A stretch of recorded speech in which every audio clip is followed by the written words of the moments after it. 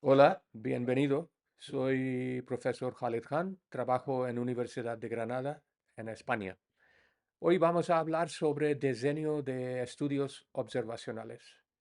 Para discutir el tema, conmigo tengo mi amigo profesor Javier Zamora. Javier, ¿puede hacer una presentación tuya? Sí, claro, gracias, Ujú. Khalid.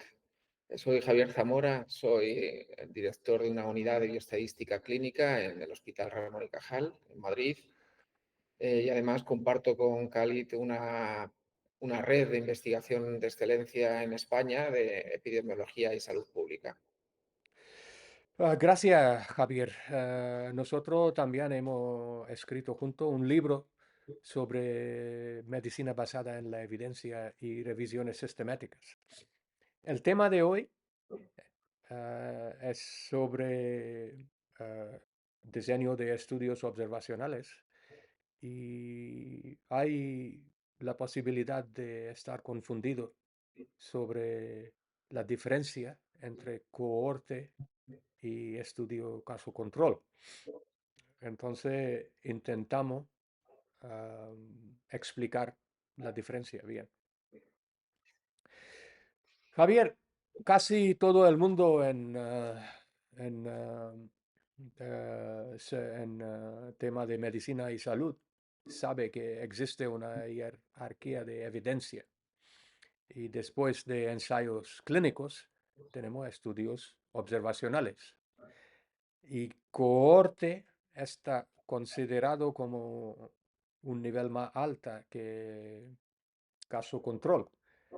Entonces, ¿puede explicar cuál es la diferencia? Sí, claro. Los dos buscan el mismo objetivo, ¿no? De encontrar una asociación entre una exposición, una intervención o cualquier cosa, cualquier característica, y ver si está asociado con un desenlace clínico, con un outcome. Los cohortes empiezan con una muestra a la cual se selecciona de acuerdo a la exposición un grupo de que están expuestos y un grupo, lo llamamos control, que no están expuestos a esa exposición, los seguimos en el tiempo y finalmente observamos o evaluamos si han desarrollado un desenlace clínico, lo que llamamos un outcome. Vemos si está presente o ausente y con esa información somos capaces de evaluar el grado de asociación entre la exposición y ese resultado. Con un effect size que llamamos un tamaño de un efecto, imaginaros una odds ratio, por ejemplo. Es muy importante notar que aquí el flujo del tiempo, el discurrir del tiempo es desde la selección, desde la exposición hasta el desenlace. Eso es, digamos, la forma natural de evolucionar el tiempo y a eso lo llamamos una cohorte, un estudio de cohortes. En el otro lado, en los estudios de casos y controles, cambia radicalmente la forma en la que seleccionamos a los pacientes. Ahora no los seleccionamos por la exposición, sino los seleccionamos por el desenlace, el resultado. Tenemos un grupo con el resultado, que lo llamamos casos, con el desenlace clínico, y un grupo que no tiene ese desenlace clínico, ese resultado, que llamamos controles. Y lo que analizamos es la exposición que han tenido al factor que estamos considerando mirando hacia el pasado, mirando con el flujo del tiempo, el discurrir del tiempo va en la otra dirección, va desde el desenlace hacia la exposición. Con estos mismos datos podemos hacer el mismo cálculo que hacemos antes y podemos calcular también el grado de asociación entre exposición y resultado y calcular un tamaño del efecto, una ratio, y a esto lo llamamos casos y controles. ¿Para qué cohorte está considerado como mejor que estudio caso control? Está mejor considerado porque está menos expuesto al sufrir sesgos. Sesgos es un concepto muy importante en investigación clínica, en investigación de epidemiología, y quizá dediquemos en algún momento algún capítulo a explicar estos sesgos. Fundamentalmente es que los estudios de corte tenemos más control sobre cómo medimos la exposición, cómo medimos el resultado y cuál es el flujo de los pacientes y por tanto tenemos menos riesgos de tener problemas y tener sesgos. En cambio, en el estudio de casos y controles tenemos menos control, podemos estar más sujetos a riesgos. Eso por un lado. Y por otro, muy importante que no se me olvide es que en los estudios de cohortes podemos garantizar lo que llamamos la temporalidad, es decir, que la exposición es previa al resultado clínico. En cambio, en los estudios de casos y controles, este control no existe.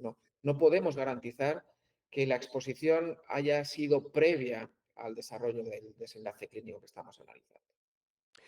¿Y cómo que eso puede crear un problema? ¿Hay un ejemplo?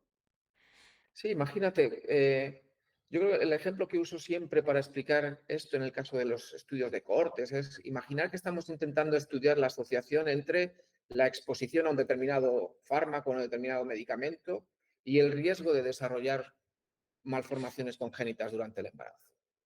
Si yo hago un estudio de casos y controles, debería seleccionar madres que han tenido niños con una malformación congénita, casos. Debería seleccionar controles, es decir, desenlaces en el embarazo sin malformación congénita. Y debería interrogar a estas madres cuál ha sido su grado de exposición a distintas posibles causas, ¿no? Posibles efectos, posibles factores, ¿no? Y en cambio, una madre que tiene un nacimiento con una malformación congénita recuerda hasta la última aspirina que se ha tomado y por lo tanto aparecería una asociación con que la aspirina podría provocar una malformación congénita, porque si yo le pregunto a una madre que tiene un nacimiento sin malformación congénita, probablemente haya olvidado, ha sido un embarazo normal, no ha tenido ningún recuerdo de que haya tomado especialmente ninguna exposición particular. Gracias por la explicación, Javier. Ahora, sobre artículos publicados, es una regla que tiene que decir algo sobre el diseño en el título y en el abstract. Por ejemplo, en Consort hay que decir en título y abstract que es un ensayo clínico. Igual en Prisma sobre metaanálisis. Y igual sobre estudios observacionales. Strobe dice que hay que decir sobre el diseño en título y abstract. Pero, Javier, em, los autores y editores pueden ser equivocados. Es más frecuente de lo que creemos. Es muy frecuente utilizar más estos términos de casos, controles, y encontramos en la literatura numerosos ejemplos en los que esto ha conducido a un error. Fijaros en este estudio en el que evaluaron en unas cuantas revistas cuál era la frecuencia de que un estudio hubiera estado incorrectamente etiquetado como estudio de casos y controles, y este número asciende a casi un 34% de los artículos están mal etiquetados, y esto además es independiente de la importancia de la revista o el factor de impacto de la revista. Una revista importante con un factor de impacto tan alto como 12, casi la mitad de sus artículos de casos que mencionaba que eran casos y controles no eran tales, eran errores.